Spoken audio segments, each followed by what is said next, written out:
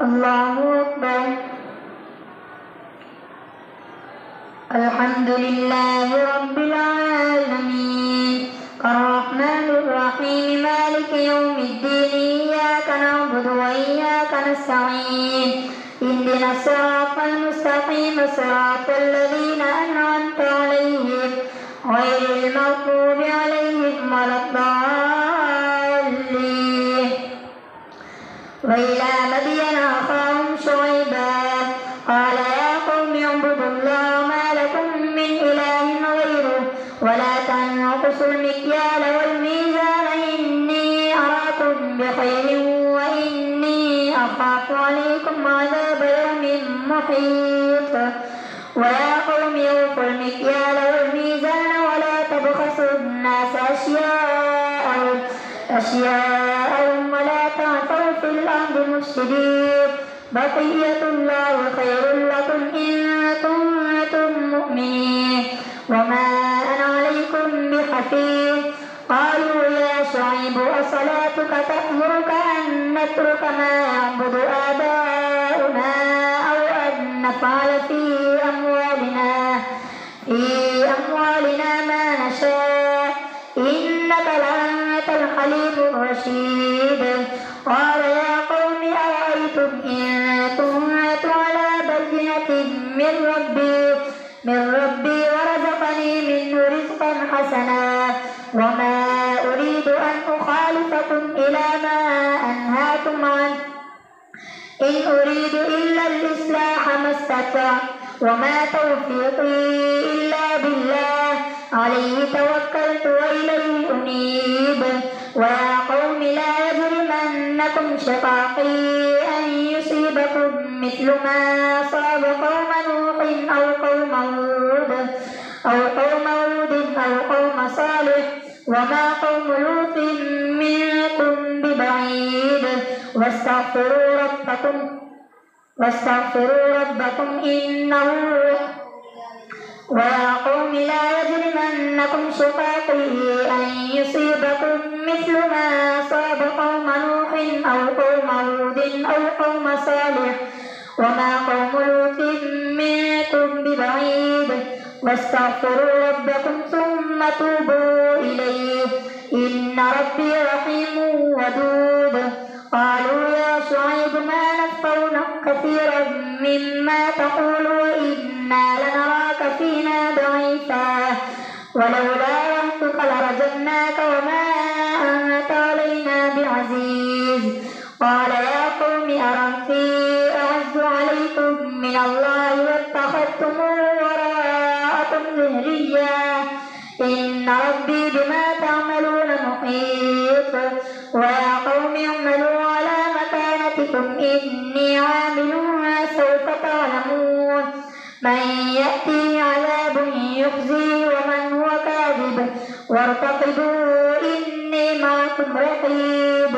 ولما جاء أمرنا نجينا شعيبا والذين آمنوا معه برحمة منا وأخذت الذين ظلموا الصيحة فأصبحوا في ديارهم جاثمين كأن لم يغنوا فيها ألا بعدا لمدين كما بعدت ثمود.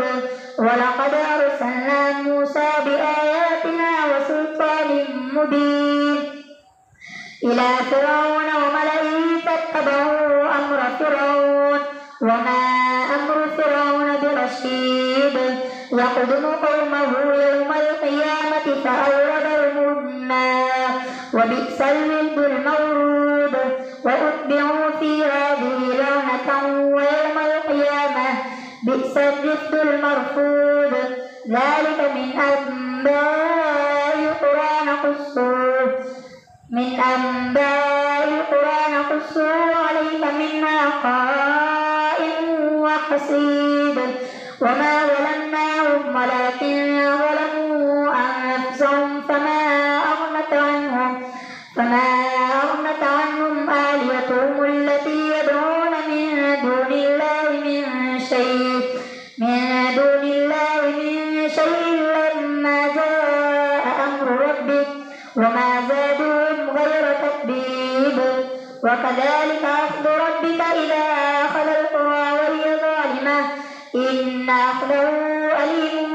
شديد إن في ذلك لآية لمن خاف عذاب الآخرة ذلك يوم مجموع له الناس وذلك يوم مشهود وما نؤخره إلا لأجل معدود يوم يأتي لا تكلم نفس إلا بإذنه فمنهم شقي وسعيد فأما الذين شقوا ففي النار لهم فيها زفير وشهيق خالدين فيها ما دامت السماوات والأرض إلا ما شاء ربك إن ربك فعال لما يريد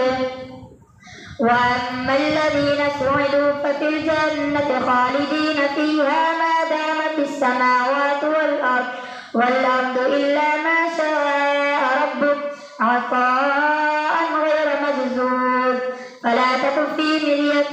مما يعبد هؤلاء ما يعبدون إلا كما يعبد آباؤهم من قبل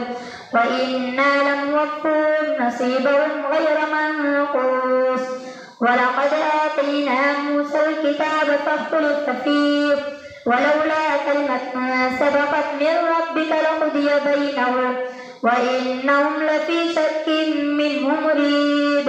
وإن كلا لما ليوفينهم ربك أعمالهم إنه بما يعملون خبير فاستقم كما أمرت ومن تاب معك ولا تطغوا إنه بما تعملون بصير ولا تركنوا إلى الذين ظلموا فتمسكم النار وما لكم من دون الله من أولياء ثم لا تنصرون وأقم الصلاة طرفي النهار وزلفا من الليل إن الحسنات يذهبن السيئات ذلك ذكرى للذاكرين واصبر فإن الله لا يضيع أجر المحسنين فلولا كان من القرون من قبلكم أولو بقية ينهون عن الفساد في الأرض إلا قليلا ممن أنجينا منهم واتبع الذين ظلموا ما أترفوا فيه وكانوا مجرمين وما كان ربك ليهلك القرى بظلم وأهلها مصلحون ولو شاء ربك لجعل الناس أمة واحدة ولا يزالون مختلفين إلا من رحم ربك ولذلك خلقهم وتمت كلمة ربك لأملأن جهنم من الجنة والناس أجمعين وكلا نقص عليك من أنباء الرسل ما نثبت به فؤادك وجاءك في هذه الحق وموعظة وذكرى للمؤمنين وقل للذين لا يؤمنون اعملوا على مكانتكم إنا عاملون واعتذروا إنا منتظرون ولله غيب السماوات والأرض وإليه يرجع الأمر كله فاعبده وتوكل عليه وما ربك بغافل عما تعملون ألف لام را تلك آيات الكتاب المبين إنا أنزلناه قرآنا عربيا لعلكم تعقلون نحن نقص عليك أحسن القصص بما أوحينا إليك هذا القرآن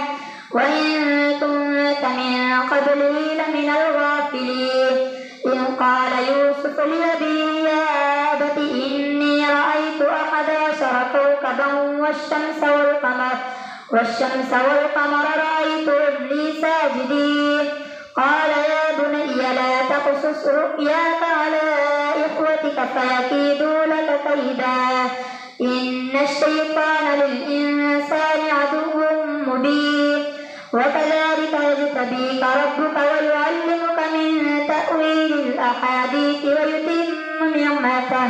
ويتم نعمته عليك وعلى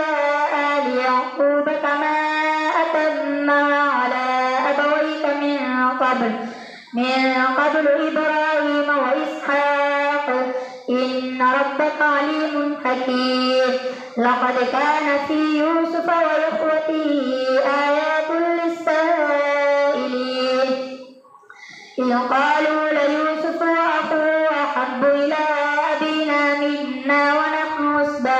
إن أبانا لفي ضلال مبين اقتلوا يوسف أو اطرحوه أرضا يخل لكم وجه أبيكم وتكونوا من بعده قوما صالحين قال قائل منهم لا تقتلوا يوسف وألقوه في غيابة الجب يلتقطوا بعض السيارة إن كنتم فاعلين قالوا يا أبانا ما لك لا تأمنا على يوسف وإنا له لناصحون أرسله معنا غدا يرتع ويلعب وإنا له لحافظون قال إني ليحزنني أن تذهبوا به وأخاف أن يأكله الذئب وأنتم عنه غافلون قالوا لئن أكله الذئب ونحن عصبة إنا إذا لخاسرون فلما ذهبوا به وأجمعوا أن يجعلوه في غيابة الجب وأوحينا إليه لتنبئنهم بأمرهم هذا وهم لا يشعرون وجاءوا أباهم عشاء يبكون قالوا يا أبانا إنا ذهبنا نستبق وتركنا يوسف عند متاعنا فأكله الذئب وما أنت بمؤمن لنا ولو كنا لصادقين وجاءوا على قميصه بدم كذب قال بل سولت لكم أنفسكم أمرا فصبر جميل والله المستعان على ما تصفون وجاءت سيارة فأرسلوا واردهم فأدلى دلوه قال يا بشرى هذا غلام وأسروا بضاعة والله عليم بما يعملون وشروا بثمن بخس دراهم معدودة وكانوا فيه من الزاهدين الله أكبر سمع الله لمن حمده الله أكبر الله أكبر الله أكبر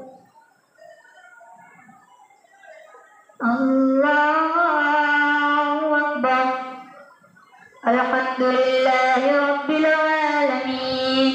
الرحمن الرحيم مالك يوم الدين إياك نعبد وإياك نستعين اهدنا الصراط المستقيم صراط الذين أنعمت عليهم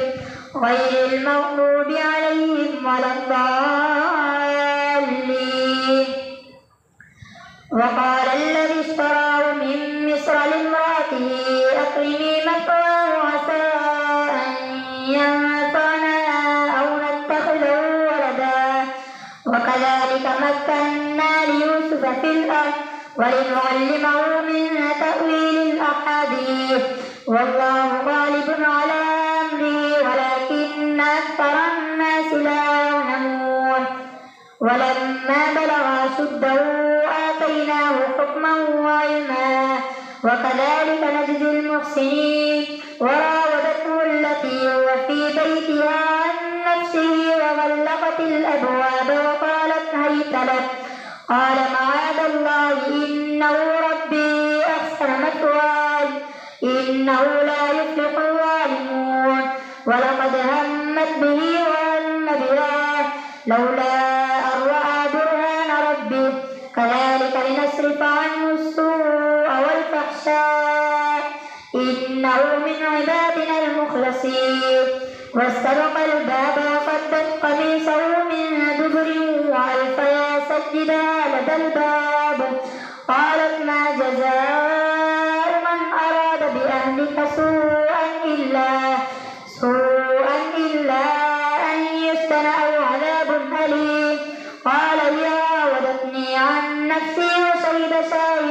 من أهلها إن كان قميصه قد من قبل فصدقت وهو من الكاذبين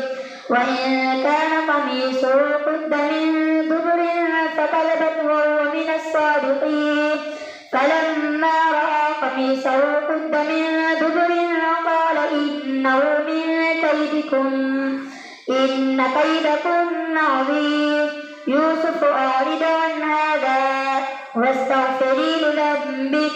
إنك كنت من الخاطئين. وقال نسوة في المدينة امرأة العزيز تراود فتاها عن نفسه قد شغفها حبا إنا لنراها في ضلال مبين فلما سمعت بمكرهن أرسلت إليهن وأعتدت لهن متكئا وآتت كل واحدة منهن سكينا وقالت اخرج عليهن فلما رأينه أكبرنه وقطعن أيديهن وقلن حاش لله ما هذا بشرا إن هذا إلا ملك كريم قالت فذلكن الذي لمتنني فيه ولقد راودته عن نفسي فاستعصت ولئن لم يفعل ما آمره ليسجنن وليكونن من الصاغرين. قال رب السجن أحب إلي مما يدعونني إليه وإلا تصرف عني كيدهن أصب إليهن وأكن من الجاهلين فاستجاب له ربه فصرف عنه كيدهن إنه هو السميع العليم ثم بدا لهم من بعد ما رأوا الآيات ليسجننه حتى حين. ودخل معه السجن فتيان قال أحدهما إني أراني أعصر خمرا وقال الآخر إني أراني أحمل فوق رأسي خبزا تأكل الطير منه نبئنا بتأويله إنا نراك من المحسنين. قال لا يأتيكما طعام ترزقانه إلا نبأتكما بتأويله قبل أن يأتيكما ذلكما مما علمني ربي إني تركت ملة قوم لا يؤمنون بالله وهم بالآخرة هم كافرون واتبعت ملة آبائي إبراهيم وإسحاق ويعقوب ما كان لنا أن نشرك بالله من شيء ذلك من فضل الله علينا وعلى الناس ولكن أكثر الناس لا يشكرون. يا صاحبي السجن أأرباب متفرقون خير أم الله الواحد القهار ما تعبدون من دونه إلا أسماء سميتموها أنتم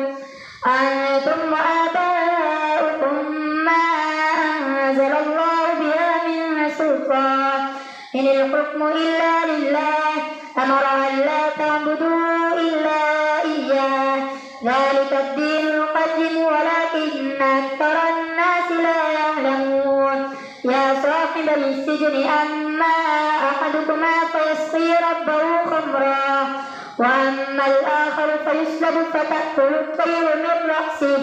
قضي الأمر الذي فيه تستفتيان. وقال للذي ظن أنه ناج منه اذكرني عند ربك فأنساه الشيطان ذكر ربه فلبث في السجن بضع سنين. وقال الملك إني أرى 7 بقرات سمان يأكلهن 7 عجاف و7 سنبلات خضر وأخرى يابسات يا أيها الملأ افتوني في رؤياي إن كنتم للرؤيا تنظرون. قالوا أضغاث أحلام وما نحن بتأويل الأحلام بعالمين. وقال الذي نجا منهما وادكر بعد أمة أنا أنبئكم بتأويله فأرسلون. يوسف أيها الصديق وافتنا في 7 بقرات سمان يأكلهن 7 سبع عجاف وسبع سنبلات خضر وأخر يابسات لعلي أرجع إلى الناس لعلهم يعلمون قال تزرعون 7 سنين دأبا فما حصدتم فذروه في سنبله إلا قليلا مما تأكلون ثم يأتي من بعد ذلك 7 شداد يأكلن ما قدمتم لهن إلا قليلا مما تحسنون ثم يأتي من بعد ذلك عام فيه يغاث الناس وفيه يعصرون وقال الملك ائتوني به فلما جاءه الرسول قال ارجع إلى ربك فاسأله ما بال النسوة اللاتي قطعن أيديهن إن ربي بكيدهن عليم قال ما خطبكن إذ راوتن يوسف عن نفسه قلنا حاش لله ما علمنا عليه من سوء قالت امرأة العزيز الآن حصحص الحق أنا راودته عن نفسه وإنه لمن الصادقين ذلك ليعلم أني لم أخنه بالغيب وأن الله لا يهدي كيد الخائنين الله أكبر سمع الله لمن حمده الله أكبر الله أكبر الله أكبر الله أكبر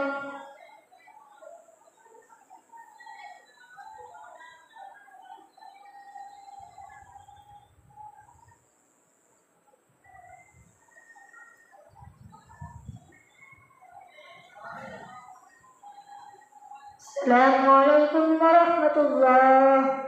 السلام عليكم ورحمة الله